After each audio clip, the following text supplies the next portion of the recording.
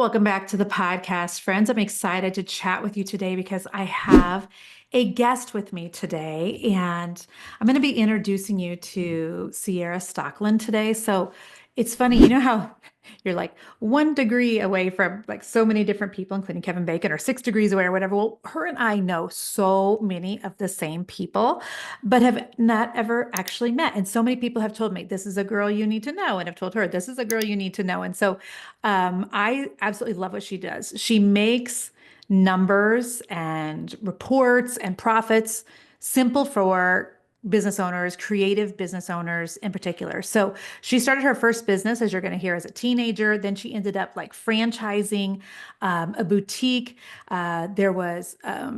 She lost everything at one point. They had to rebuild from scratch. She built then and sold a wholesale subscription box company in 18 months.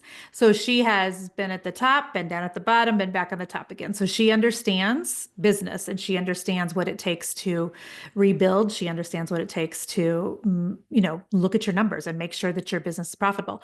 She wrote Inventory Genius and the book Profit Genius both. So those are both books that have practical steps for financial success and super cool because she actually testified before the United States Senate about business regulations and was representing like small businesses at the White House Economic Summit. So when I tell you that she is a smart cookie, she's a smart cookie, but she's also fun and interesting.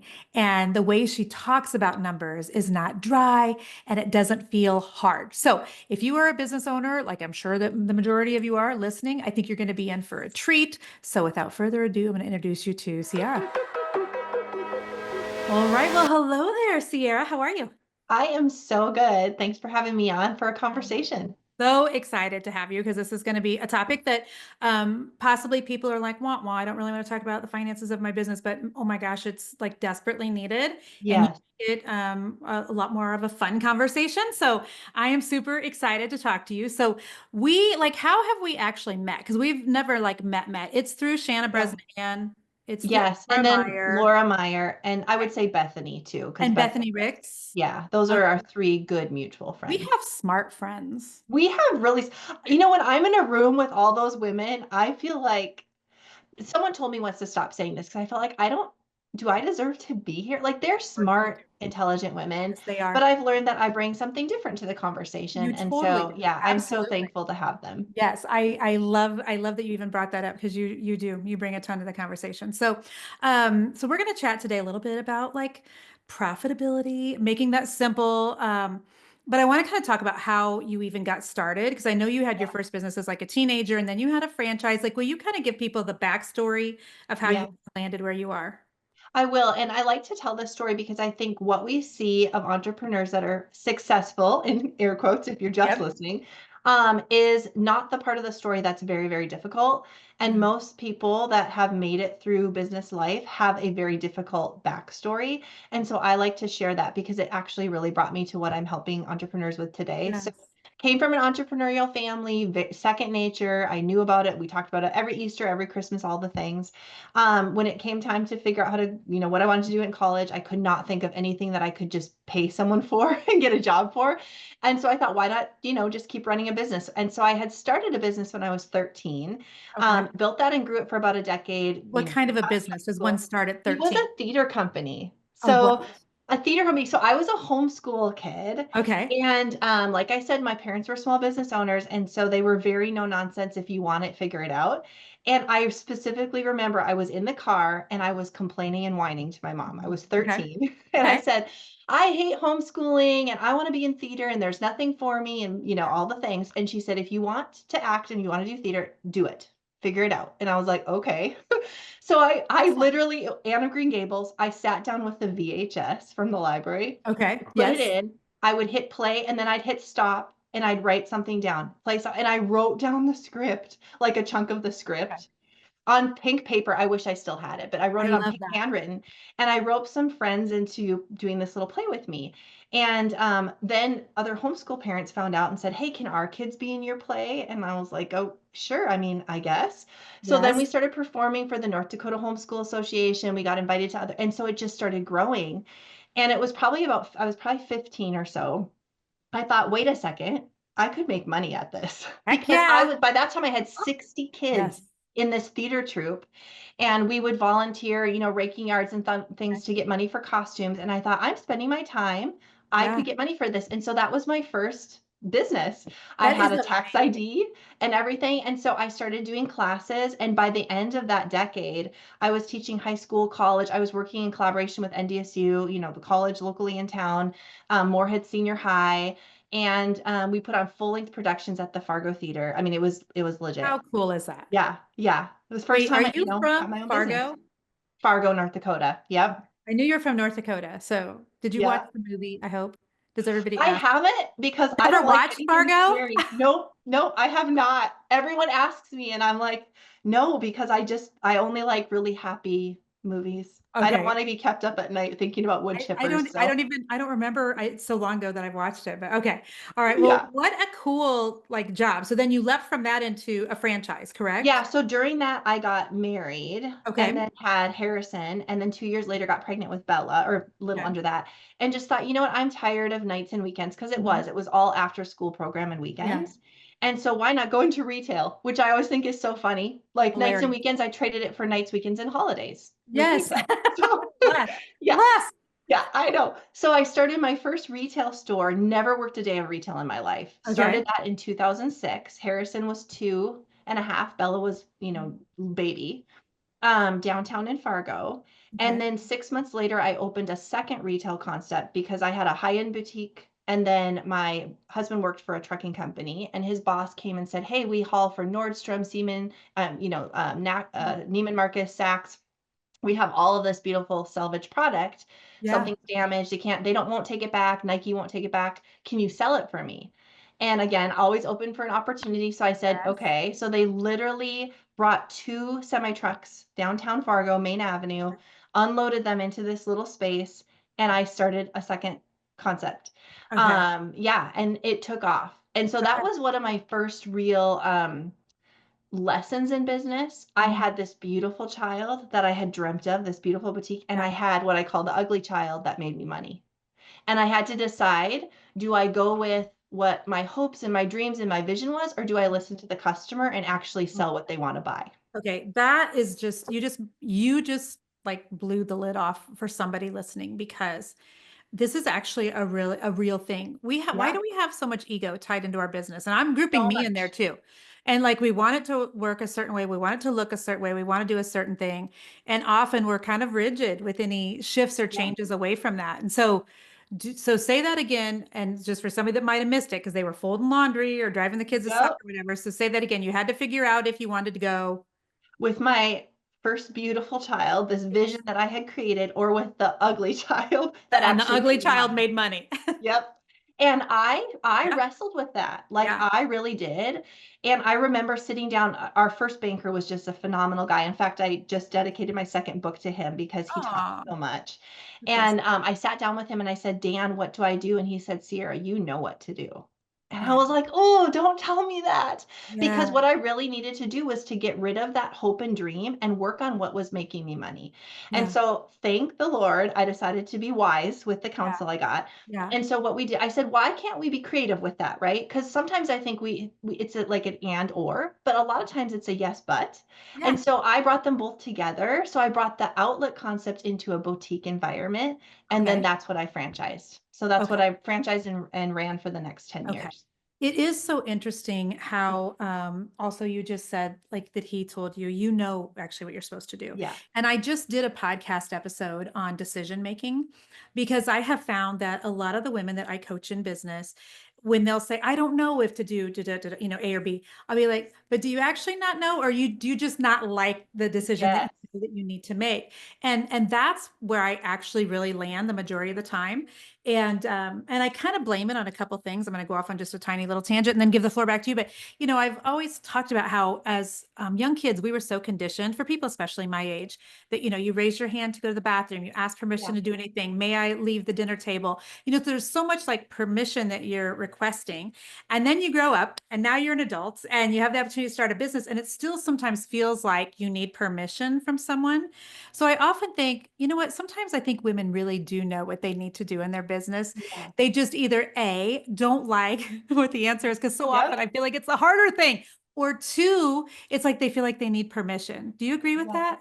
Yeah, I think so. I think it's either or because Yeah, we are smart women. we Entrepreneurs are. are some of the smartest, And we most have smart intelligent. friends. Yes. I mean, they are problem solving, innovative people. Yes. Uh-huh. And so when someone says, sometimes you truly don't know, Yeah. but for the most part, you have that gut feeling. You know, Yes, I I knew agree. when I saw lines every single Saturday, I never worried about paying my bills. I had phenomenal margin versus my next store where I was like, oh my goodness, what kind of marketing? How do I get people in here? Yes. I knew what to Yes. do. You knew and you're knower. Okay. Yeah. Yeah. So you Yeah. married the two things. I married the two things, created a design. So think of like TJ Maxx in a beautiful boutique. Okay. That's what Mode was. Yep. So that was our Okay. store. And then I had people coming and saying, we love your store. Can we franchise? And I was like, I don't even know what that is, but okay, sure. But you You figured know, it out. again, Yep. opportunity. Yeah. So we franchised in 2010 and built that and grew it to 13 locations. Okay. And this is where the story gets interesting because this is what the hard lesson I learned that brought me to today. So 2017, Thanksgiving weekend, woke up, was looking at social media at all of my franchisees' locations, and I saw that one of them had completely repainted their wall and changed their name overnight.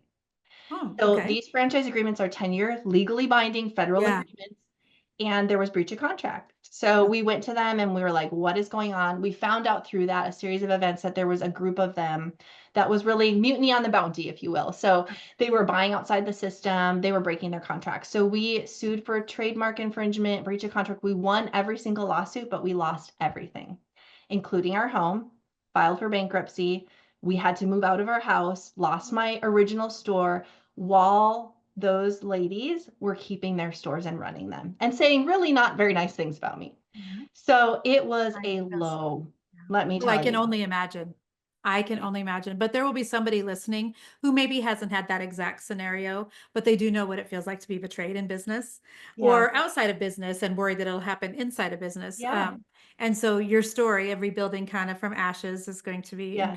encouraging. And so how long of a downtime did you have where you were in the middle of the mess? Yeah. I mean, it was probably a good year, which to some people might seem long or fast or, depending on the circumstance. For me, I mean, there was some days where I've never been someone that I'm optimistic. I'm a problem solver. I'm a 10 on the Colby, like I am a quick Yes, start. yes, But yes. I mean, you get tired. And when you fight really hard battles, it eventually, wears you out. So I had health problems. I ended up having a hysterectomy. I had also, I mean, stress is horrible on Yeah. the It body. really is. It's so bad. Yeah. And so like low on the couch, I think the hardest thing for me was, what do I do? Like I had been building businesses, I had been building teams, I had been selling stuff since I was a child. And Right. suddenly my kids are in school, my husband's at work, and I have no one to run. I have nothing to do. I mean, it was hard. Yeah. And so I had an opportunity. There was a juncture there where I could say, okay, I'm going to wallow and I'm going to get resentful because what these people did was wrong.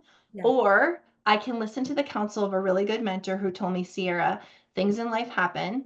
And yes, a lot of it is probably someone else's fault or they contributed, but you always have to look and see what part of that you could have done differently. Not in a, woe is me way, but in I want to learn and be better. And so when I took a hard look and I said, what did I contribute? I really saw that the way I had built my businesses was all on top line revenue, vanity metrics, sales, and it had Mm. nothing to do with what was actually stabilizing, which was profitability, Right. growing slowly and correctly and wisely. And so I Yes. said, you know what? I'm going to do this again. Only this time I'm going to do it with profit in mind. I'm going to pay myself from day one. I'm not going to listen to the lies that we hear of you'll never be profitable for 5 years and don't take a pay. There's so many lies out there that drive me Yeah. bonkers. And I said, Yes. I'm going to do it differently. I'm not going to answer my phone 24/7 because look what that all got me. Yes. Nothing. Nothing. And so Yeah. I did. So I rebuilt. I built and launched, sold another business in within 18 months. And through that started meeting inventory-based businesses specifically that had the same questions I did. And I said, you know what? Let me help you do it right. Or I know what it feels like to be in a mess. Let me help you get out of your financial mess. Okay. So now you're coaching and consulting. Obviously, you've been doing that for a while. And so, why is it that we are so consumed with that top line revenue? Because I have my clients will know this if they're listening. I have talked a couple times in the last couple of years about the fact that the Holy Spirit has kind of convicted me on a few things in recent years because I'm a numbers girl. Even though I'm a Yeah. total creative, actually, it's not I'm a numbers girl. I'm a goal. I'm Yeah. really motivated by Goal goals. driven. That's why I was a triathlete. That's why you are an Iron Woman. Is that what it's called? Iron Woman? I go with Iron Man. I'm like, Iron Man. Okay, I that's why you're an compete right Iron Man. alongside those guys and beat them. Perfect. So I yeah. mean, it's because I like knowing what is it that I'm capable of? What can I Yeah. do? It's not that I'm competing with anybody else, it's that I'm competing with myself. And so I love that, right? So anytime, years ago, I would look at, okay, this is what we made for revenue this year. This is what I want it to be next year. This is what we did this year. It was always, I was focusing on that top line. It never even occurred to me that, you can make $4 million, but have, 3 million in expenses. Yeah. It would be better, Jen, if you had a $2 million business and make, I have $200,000 expense. Like that didn't even Yeah. occur to me for the longest time. And so I know that, for a lot of women who are listening, their goal is that top line number. And so I really had to shift my mind around that. And then a couple of years ago, the Holy Spirit really convicted me because anytime then we would launch something, I would always have a goal, a good, better, best. And so I want to make $1 million on this launch. I want to make 500,000, whatever. And the Holy Spirit one time said to me, Ciara, what if instead of looking at the dollars, you gave yourself the goal of how many women could you help? Mm. Yeah. Wouldn't that be like a more meaningful goal for you? And I was like, oh, that was just such a sucker punch because I got so consumed in those numbers that I would forget that there's real live women with real life businesses behind those numbers who are trusting me with their debit card? Yeah. And so like, why is it that some of us are that way? We're focused on the number that really isn't the important one. I know. Well, I think there's a couple reasons. Sometimes they're all combined, sometimes it's individual. First, I think we don't know that there's other things to focus on. That's Like good. we define our Yeah. success by the way the world defines success. And I would say, like, I know this. I just went through this whole, chapter and Mm. season with you. And yet, about a year and a half ago, I texted Laura Meyer about this because she and I were working on our programs because she had a similar story to mine. And so Yes. we're very close on that. And I said, I am falling into the trap. I know better now. And I keep, I'm a coach consultant. What do we always hear? Scalable offer, scalable offer, scalable Mhm. offer. And I was like, wait a second. I don't want to build a scalable offer. Why am I doing this? Because the world says if you're a coach, you better be building a scalable offer. Mhm. So I think it's sometimes just the voices and we let Mhm. other people define success for us. For sure. For your listeners, you might have someone who makes $5,000 a month and that is success to them. They want to Yes. be able to do something and stay home with their child. So Yes. don't be 100%. pressured into thinking you have to have a six-figure business, Yes. you know? No, absolutely not. I agree. Yeah. And so I Mhm. think that we let the world define it. And then I think like for me, I wanted to learn. I just didn't know the questions to ask. And most entrepreneurs are going to be very creative. We're not going to be very scientific. And Mhm. so numbers were scary to me, or I didn't Mhm. even know the importance of them until What the to rubber look hit the at. road, Yeah. you know? Yeah. And so I just try to get out there and either get in front of that conversation with people like, this is serious. You can't play store with your store. You have to run it like a business or That's say, good. okay, maybe you've been playing store with your store and you are in a mess. Things can be fixed. To me, there's no problem not solvable. And I have seen messes, let me tell you. Yeah. That Yeah. is so, so good. Okay. And so I love that you said you think most business owners are creatives. I love that because for a while that's all I coached. I don't know if you know that. No, Since I was a painter and I owned a sure, that decorative makes painting sense. company, I attracted, Etsy shop people and creatives and artists and musicians. And I remember one time I was at a mastermind event with a woman, with a much larger business than me. And she's like, "Oh, so you're the coach for crafters, right?" And I'm like, "No, I'm not, but a coach for creatives." I'm like, those two are not interchangeable. Nothing wrong with either of them, but it's just interesting. And it was kind of a wake up call for me. Like, I can coach more than only creative people. I could also coach people that want to be coaches and consultants, and I can coach people who have products and things. And so, I really got away from marketing to creative people, but you just kind of reframed it for me that literally Yeah. all business owners really do have more of a creative visionary Yeah. mind, which I knew the visionary part, but the creative mind I love. So I would agree with you that most of us don't like looking at numbers. I kind of feel like looking at my P&L every month, it feels like getting on the scale after, Yeah. eating birthday cake all weekend. Like that's what it Yes. feels like to me. I'm like, and I can tell you that in seasons of my business, and what we always want as business owners is for revenue to do this. But when revenue is doing this, which is more appropriate, or if it does this and then this, like there are definitely times when it's easier to look at the numbers than others. Yeah. And I tend to be one of those people that when I am eating super poorly, I don't get on the scale. When I'm kicking butt is when I'm getting, Then you're then I'm, measuring and so like when tracking. I'm kicking butt in business, I find I look at the numbers. And when I'm like, revenue's down, this didn't sell like I wanted it to, or what have you, then I tend to be like, I don't really want to see it. So why do we do that? Because the I truth think, is knowledge is power, but I still like, why do we do yeah. that? I think we're scared and it freezes, like for entrepreneurs, it freezes you. So when you look at that, you Mhm. just get really overwhelmed and I don't know what to do. I'm really afraid. So I'm going to do what I know to do best, which is most often sell. So that's like what people do. They go to the opposite. Like if I just sell more, it'll fix my problems. But if you do not fix the root of your issue, your problems are all going to scale with those sales. And I have seen it. Like I work with lots of different revenue brackets. Mhm. And Okay. the ones that do multi-millions just have more problems underneath the multi-millions. So unless you fix that issue, you're just going to scale with it. So that's what we do. We turn away from the numbers and we just decide to make more money. But if you Okay. don't figure out why the money isn't sticking in the bank account and what's going on, it's the problems just get bigger and bigger and bigger. Yeah. Yeah. Okay. That is so good. That's really good because I would agree that at times, because I think that's one of our superpowers as business owners. Most of my friends in real life, like my friends in my church and in our community, are not business owners. And so they have to budget, they have to save. And but us as business owners, we can just go launch something else. I mean, I talk Exactly. about this with my business friends all the time. Like, thank you, Jesus, that we have the opportunity to just go make more money. And Yeah. we can launch something new. We can add, another day to a store. We can do whatever. And so that is so true that we'll just try to solve the underlying issues a lot of times Yeah. with Yeah. dollars. Which is what happened, so when I took that good hard look and I said, okay, what happened here? Because I was a multi-million dollar business. Like I had Yeah, the corner office. I was at the White House twice on behalf of small business. Like I was moving and that's cranking. Like crazy. from the Amazing. outside looking in, I Yeah. was one of those like, oh my goodness, but I had this dirty little secret. I was so overwhelmed. I felt so trapped. I'm stuck. How am I going to get out? I have 13 franchises. I have leases. I have inventory. I have bills.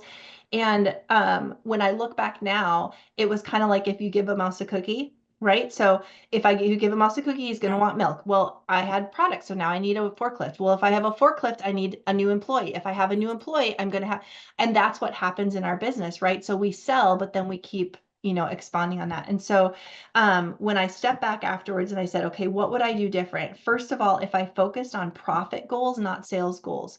So what does success look like to me? And how does profit in my bank account, cash in Yeah. my bank account, give me success? Okay, I want to replace, let's say, my C-suite income. Well, then I need X amount in profitability. Now I'm going to back into that. So what does that mean with my margins? What does then that mean for a sales goal? And Mhm. now I'm focused on those right metrics. And so every time I feel overwhelmed, like something not isn't going right or like cash is tight, I can go back to those levers. And now I have levers to pull other than just I'm going to sell more stuff and make Okay. the business more complex. That's so good. So for Yeah. someone who's listening and they really don't know a lot about their numbers, maybe they have a very beginning business, or maybe they have had a business for 10 years, but they just haven't really looked at it. Where do people need to start? I mean, do they need to get a bookkeeper? Do they need to get into QuickBooks? Like where does somebody even start? Yeah. So I would say 100% get a bookkeeper. It's so funny because we will mortgage our homes, we will get a loan from a bank, we'll pay and spend all this money on everything, but then we're like, I'll just do the books myself. I I'm have, like, just so okay, you know, I have never done my books myself. I started my business in the year good. 2000 and I've had the same bookkeeper since then. And you want to know why? I always just said it's because I remember my parents getting audited when I was a child. And I Sure. remember thinking, I never want to get audited. It was a very tense time in our home. And Yes. so for some reason, like bookkeeper meant no audit in my brain. So Yep. literally from the Like first you paid year, for that. I have paid for bookkeeping and somebody do my taxes. And I'm like, take everything that's legal to us, but not one thing above that. Like, keep me out of jail, but give us Yep. all the credits we can. You know what I'm saying? So I'm like, I just don't even want to know anything about the bookkeeping and the taxes. You just here, make Yes. Let the professionals do it. let the Yeah. professionals. Yeah. So, I mean, get a bookkeeper. If you're very small and you're like, Sierra, I literally cannot afford the $300 a month, then use QuickBooks. It's very user friendly, but be consistent with it. I think so much of the financial mess that we find ourselves in is because our time management is also a mess. I find that it goes hand in hand.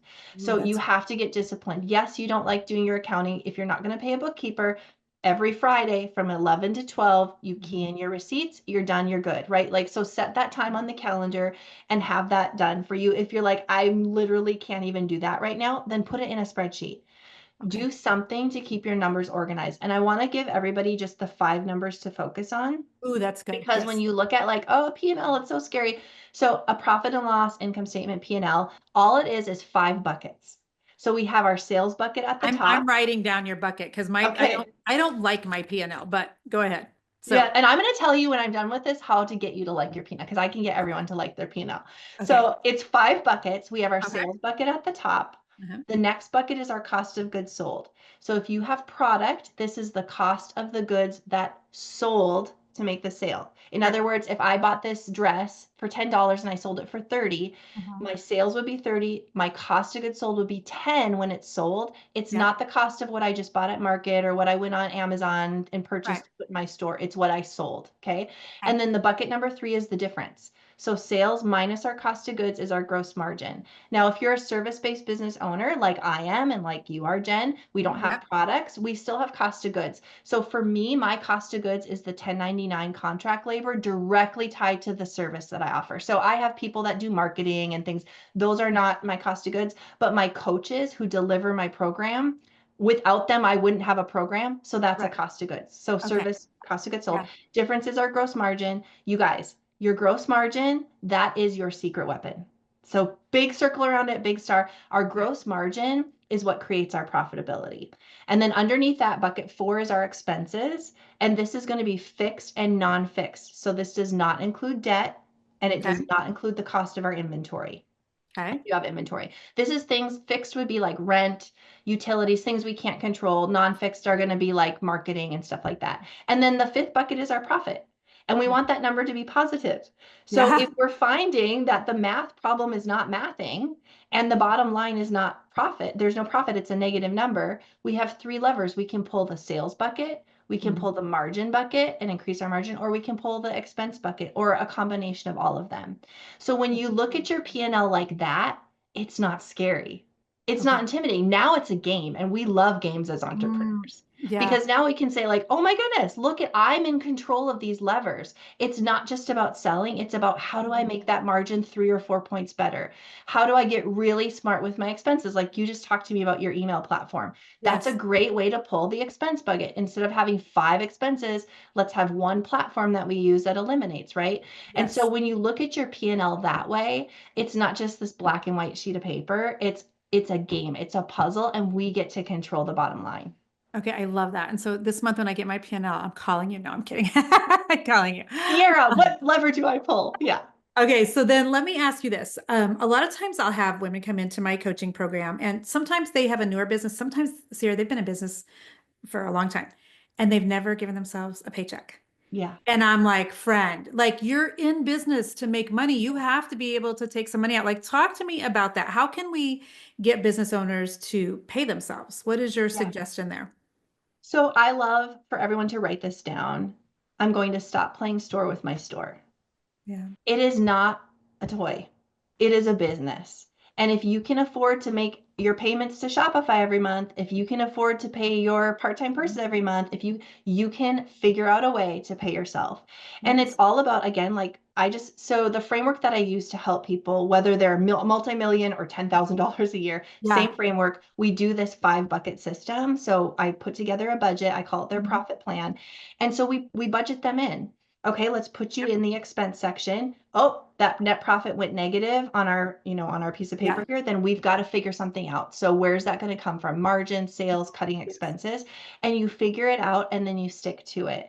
And I like to tell entrepreneurs too, like, this is the best story. One of my success coaches, she had a business for a long time, wasn't paying herself, and was whining and complaining to her husband about it. And he's like, why don't you just pay yourself $1 a week? Like, get in the habit. And she goes, I'm worth more than $1. So she paid herself nothing.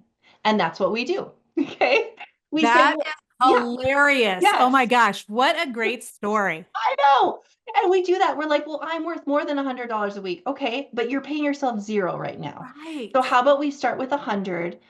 Be consistent, non-negotiable. Every Friday, it gets transferred over, and then we get into a habit. Suddenly, we're saying, and this is why I love the P&L as a game, because now we're like, okay, I can do 100 if I could tweak my margin.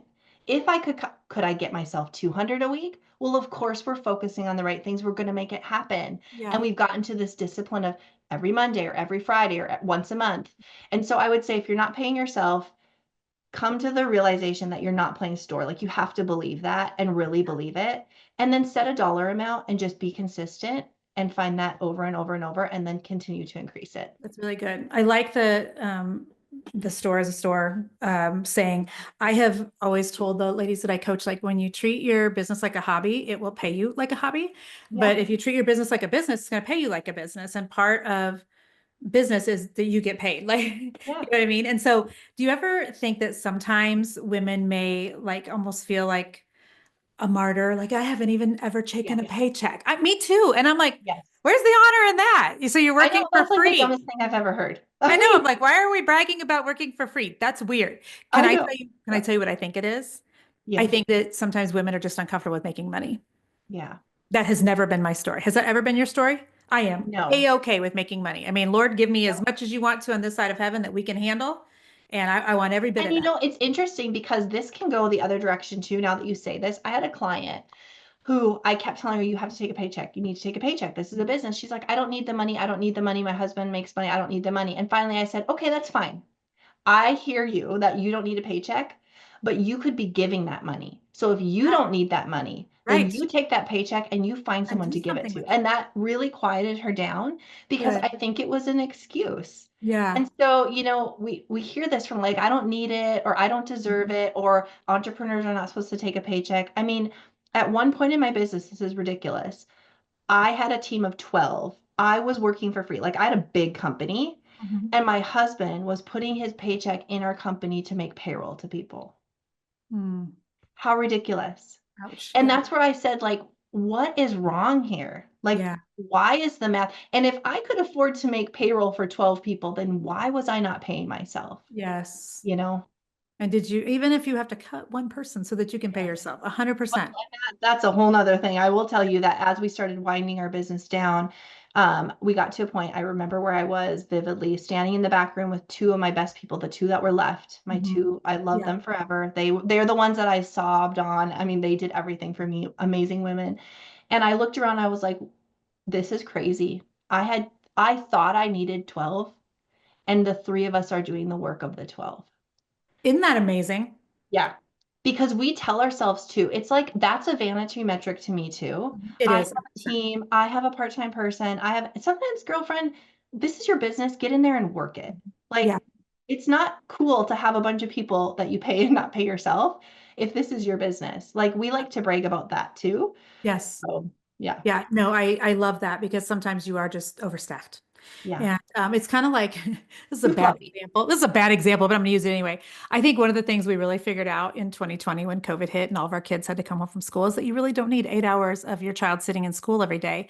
They were able to do, a couple hours at home every day and do the same amount of stuff. And so I think it was a Yeah. real eye opener for a lot of us as parents and for them as kids. Like, why are we sitting in this classroom for 8 hours a day? Like, is that Yeah. really necessary? And it's the same thing when you look at all the different people that you may have hired. Like, Yeah. sometimes I think it takes maybe trimming your team down, which I've had to do at times, before you're like, okay, we're still doing the same amount of things with less Yeah. people. So, Yeah, for sure. Yeah. so let's talk about my favorite group of people, which are the creatives, for just 1 second. Creative women, I think, are some of the most fabulous people on the planet just because I am one. And so, I'm always attracted to the makers and the DIYers and designers and things. But I think a lot of times I notice that they just don't price their work. Um, to what I think that they should. Now, back Yeah. when I had my painting company, did I do that? Possibly. But I got a lot better at really being like, okay, I can't price this based on my own checkbook because, there was a period of time when I was Right. broke. I mean, I had my Right. painting company for 17 years, but remember in 2008, 2009, and the whole stock market crashed and the housing market crashed. Okay, so my husband was in real estate and my painting company mostly worked for new construction. And Oh, so, yeah, tough time for my builders. They were getting divorced, they were declaring bankruptcy. It was awful. And so, where was I even going with that whole story? I oh, don't know. creatives. Yeah. Yeah, and this is the creative menopause brain right here. I just lost that story. I remembered at 2 in the morning. Oh, Uh, pricing accurately. Yeah. Pricing. Yes. And so, there were sometimes I think when I did a better job of pricing than others, but what I have noticed from coaching creative women for so long is that by and large, I feel like the majority of them underprice Yep. themselves, their work, what they're making, what they're selling, et cetera. And so, a lot of times women will come to me and they'll be like, so what should I price this at? And I'm like, well, I don't know that there's a right or wrong answer. I mean, I always tell them, but I want to hear what you tell them. Like, I think that you can do Walmart, Target, or Nordstrom pricing. So you can price it lower and you're going to have to sell a lot more. You can go middle of the road with the Target pricing or price it Nordstrom style and just know you're going to have less clients, but it'll be for, a higher dollar and you can make the same amount either way. You just Yeah. have to decide kind of who you want to market to. But then still it's like, oh, I know I was going to tell you. So we have been broke more than once in our marriage. And, for 28 years, you just have cycles, right? And so there have been times when I owned my painting company and I would think, well, I would never pay that. Therefore, I'm not going to Right. price that. Or I can't afford that. Therefore, I'm never going to give them that price. And, and so let me give you a good example. We used to do kitchen cabinets all the time. And to replace your kitchen cabinets, that's $25,000 probably. But I'd look at somebody's kitchen cabinets and they'd have a huge kitchen. I'd think, okay, I need to price it at least $7,000 or $8,000. But then I would think, well, I would never pay that. Well, I wouldn't pay that because I know how to DIY it. And so it was like Yeah. this mind bend for myself. But I see so many women, they're playing those mental gymnastics games also. So you're trying to, Yeah. they know they need to raise their rates and they don't feel comfortable with it. So how do you convince people to do that? So that Yeah. they can have more profit. I mean, Yes, and that's a conversation we have. I yeah, always start by telling people, I know you're going to be freaking out thinking I'm going to tell you to raise your prices. That's not the first and only thing that we can okay. do for Yeah, margin because that just calms them down. Because right away it's like defenses. Oh my goodness, she yeah, wants me to have a better margin, which means, and I can't because the neighbor sells this and the competition. Okay, yeah, just settle down for a hot second. yeah, There's different ways to get more margin. But when you work through this, like formula that I use, if you will, or the framework of those buckets, it gives you freedom to do different things to have the pricing. So like you said, I mean, I'll tell clients too, either your Target or your Walmart. So either it's a margin play or it's a volume play, but it mhm, has to be one of them. So we yeah, can't be low margin and low volume, meaning we can't sell yes, something for $47 and only sell two of them. If we're going yes, to do 47, we've got to sell 100 of them. yes, But you'll know that when you write it down and use that framework because now that sales goal has a meaning behind it. yeah, There's unit level metrics, I call them, behind that. So what's your average ticket and how many do you need to make the $10,000 a month? mhm, Well, then we can play around with it a little bit. And we can decide, do we raise our prices or do we go for more of a volume play? But okay, instead of saying, I'm not going to raise my prices because then people might not buy from me. Instead, we're going to say, you know what? I'm not going to raise my prices because this is the medium that I'm selling to, and this makes sense for them, which means I probably won't get the Nordstrom shoppers, but that's okay as well, yes, right? yeah, And so there's 100%. a purpose and a reason behind the pricing. And then I think also using those buckets as our framework, it puts in black and white the non-negotiable. Like if Yeah, I sell $47 worth, $47 things and I only sell two of them, I can't pay my rent. So I've got to yes, make a plan. But if yeah, we live by the checkbook and it's like, oh my goodness, I had a great weekend. I have $900. Oh, now I don't. And I hate my business. Oh, now I yeah. had, that's just exhausting. It is So definitely put the exhausting. plan down and then work the plan. Okay. Yeah. This was an amazing conversation. Thank you. It's given me Yeah. some things to think about as well. I know that you wanted to give away an ebook today. Is that Yes. right? And Yes. tell me what this is and where can they go find it for all my listeners? Okay, so I'll give you the link because it's kind of one of those long, crazy ones. Yeah. You can go to my website, ciarastockeland.com, but I have a link I'm going to give you for my free ebook, Okay. Inventory Genius. But even if you don't have inventory, I want you to read it. It's literally a 2 hour read and Okay. it walks through financials. So, kind of what I talk about with those buckets, it talks to you about how they work, Okay. and different levers you can pull, and you can just, if you have service only, you can easily slip your business into that model. Yes. So it's Inventory Genius. I also have the Inventory Genius podcast where I interviewed you recently, and Yes. I do just a lot of really good conversations around anything numbers and money related. Okay. So I'd invite them to listen to like so much free content. Just start to Yeah. consume and demystify the numbers. Like, don't be afraid of them. Right. Well, Yeah. and so I was talking to one of my clients today, and she's very overwhelmed. And I told her so often overwhelm is because we really feel like we're out of control because we Yeah. feel like we don't know what to do or what to do first. So Mhm. sometimes just knowing, okay, these are all the things like I've got to do, and here's where I need to start. Sometimes that will be enough. You still have the same amount of chaos, but your feelings of overwhelm can actually decrease. Just feeling like you have some control by understanding some numbers, by understanding some of the things that you're talking about today. And I think that can make a huge difference. So Yeah. thank Yeah, you. I leave your listeners with a story about that. I had a client once, and part of my mastermind program, they put their numbers in every week as a group and we Mhm. benchmark. And Ooh. I know it's pretty, I've been doing it for years. It's great. You can see where you sit against other, in your industry. It's just so good. Yeah. And plus the repetition of looking at it every Yeah. Monday. But anyway, she wasn't doing it. Wasn't doing it. Every time we get on a call, oh, I will. But finally I said, tell me why you're not putting your numbers in. She's like, I don't like them. They're ugly. They're not what they're supposed to be. And I said, here's the thing. Whether you look at them or you don't, they're the same.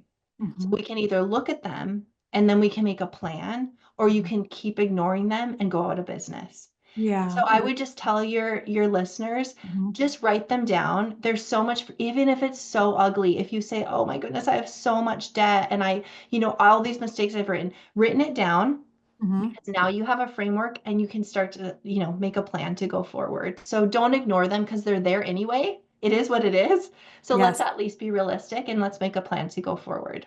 Awesome. This was fabulous, Sarah. Thank you. Tell me your favorite social media just for fun. Where do you like to go play? If somebody wants Instagram Instagram. because the pictures. Yeah, it's so Me too. fun. Yeah. Me too. All right. Well, thank you for being here. I appreciate you so, so much. And so for you, my listeners, go find Ciara on Instagram. Ciara, are you Inventory Genius there or are you Yes, Ciara? Inventory Genius or C Stockland, or they can follow my triathlon. Of course, that one took off. That page is so much fun because I'm not selling Okay. anything, I you don't know. know that page. Where's that page? Two Gens Try. So it's Okay. TWOGENS, like generations, Uh-huh. TRI. It's my daughter and I. We both competed in Oh, Kona together. And so it's our journey to get to Kona Ironman and now just our journey in, athletics. So it's so much fun. I love amazing. I love that. Isn't it funny what, kind of takes off? All of my kids, well, not all my kids, but all at different times, several of my children have had something go viral. And the other day, our daughter had something go viral on TikTok. Of course, something she never would have anticipated. it. Yep. She's in like her work uniform and she was like, and I'm like, you just never know. You never know what people are going to love on the internet. So I Yep. do love that for you though, that you've got a triathlon page. So again, thank you for being here. And so friends, go find that page if you're interested in all about triathlons, fitness, etc. Go find Ciara though also on Instagram and go grab that Inventory Genius ebook. So Ciara, thank you so much. I appreciate you. Thank you. All right.